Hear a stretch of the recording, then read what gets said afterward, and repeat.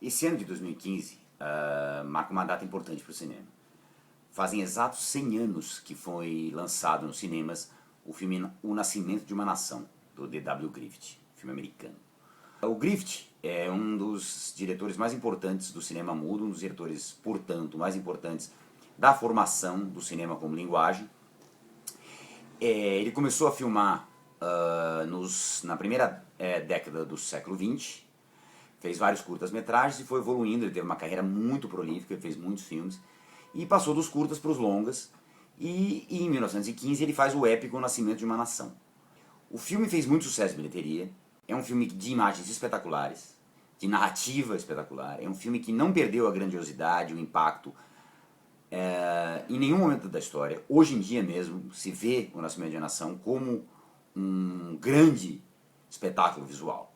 O Nascimento de uma Nação tem um grande, seríssimo problema. Ele é um filme extremamente racista. Ele faz um retrato dos negros de uma forma abjeta mesmo. Mais do que tudo, esse filme foi muito estudado sobre esse viés racista, porque Hollywood sempre foi racista. Os negros nunca tiveram a igualdade de condições em Hollywood, mesmo tendo melhorado bastante em relação ao começo do cinema. Até hoje, mesmo com os prêmios e com alguns poucos atores e diretores negros, Hollywood ainda é majoritariamente branca. Mas no Nascimento de uma Nação, quem assiste, vai ver realmente um retrato racista, preconceituoso, que beira a repulsão. Isso tem que ser deixado de lado, se possível, e vamos tentar se ater só ao lado cinematográfico do filme. Ele é um grande épico que procura contar a história, um período de história de formação dos Estados Unidos como nação. A Guerra Civil, o assassinato do Lincoln e os anos que se seguem. A história basicamente são duas famílias, uma do norte e uma do sul. O filme se concentra nos acontecimentos no sul. O sul ainda era mais racista, logicamente, do que o próprio norte. O Griffith, com O Nascimento de uma Nação, como seu primeiro grande épico, não ficou restrito a isso. Ele fez no ano seguinte Intolerância, 1916, que é considerado por muitos o seu melhor filme. Um filme onde esses elementos racistas estão bem diluídos, onde ele faz uma espécie de uma autocrítica, nunca provada, mas existe uma tese de que ele fez o Intolerância como uma resposta ao preconceito e ao racismo escancarados que estão presentes no Nascimento de uma Nação. O Intolerância é um filme ainda mais interessante, ainda mais sofisticado, ainda mais complexo do que o próprio Nascimento de uma Nação. Além disso, o Griffith tem outros belíssimos filmes que ele fez depois. Final dos anos 10 ele faz O Lírio Partido, que é um melodrama romântico lindo. Nos anos 20 ele faz Órfãos da Tempestade, um belíssimo filme também. Isso só para citar alguns exemplos. Quero pegar o marco dos 100 anos do Nascimento de uma Nação para citar dois elementos que fazem do Griffith um dos diretores mais importantes para a formação da linguagem do cinema, ainda na época do período do cinema mudo. O Griffith é considerado o responsável por conceber com perfeição, executar com perfeição a montagem paralela. Ele não inventou a montagem paralela, mas no Griffith a montagem paralela alcança as suas potências, as suas possibilidades máximas para o sentido narrativo de um filme, como linguagem cinematográfica. Montagem paralela nada mais é do que montar dois planos, duas cenas, paralelamente. Duas cenas que acontecem em locais distintos, mas ao mesmo tempo.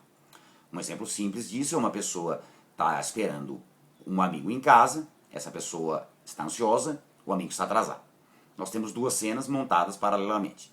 Na primeira cena a gente vê o amigo andando apressado, correndo na rua, em direção ao encontro. Corta, na cena seguinte a gente mostra o apartamento, onde o outro amigo espera, impaciente, andando de um lado para o outro. Corta, volta para o personagem andando na rua, corta, volta para o personagem impaciente no apartamento, até que tem uma cena onde os dois se encontram, onde os dois estão dentro do apartamento. Isso é só um exemplo simples. Montagem paralela nada mais é do que duas sequências, duas cenas que acontecem ao mesmo tempo em locais distintos, né? E são montadas paralelamente.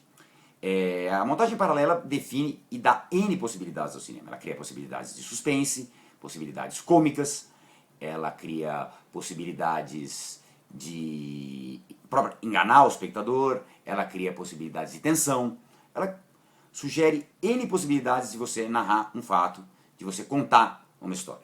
Ele é conhecido como o pai da montagem paralela, porque ele executa ela em todos os filmes dele, os principais filmes dele, a partir da metade da segunda década dos anos do século XX, com perfeição. Mas um aspecto que me chama muito a atenção no Griffith, um talento raríssimo, que ele executou com perfeição, e até hoje você vê que poucos diretores têm essa capacidade, é de compor e fazer close-ups, grandes aproximações no rosto dos personagens. Através do close-up, o Griffith consegue um elemento narrativo, um elemento dramático fundamental. Através do close, através dos olhares dos atores, ele consegue passar uma série de emoções. Amor, ódio, raiva, cinismo, humor, constrangimento, harmonia, piedade. O sentimento no cinema é expressado muito através do close, sem a necessidade da fala. No cinema mudo, logicamente, não tinha necessidade, a impossibilidade da fala.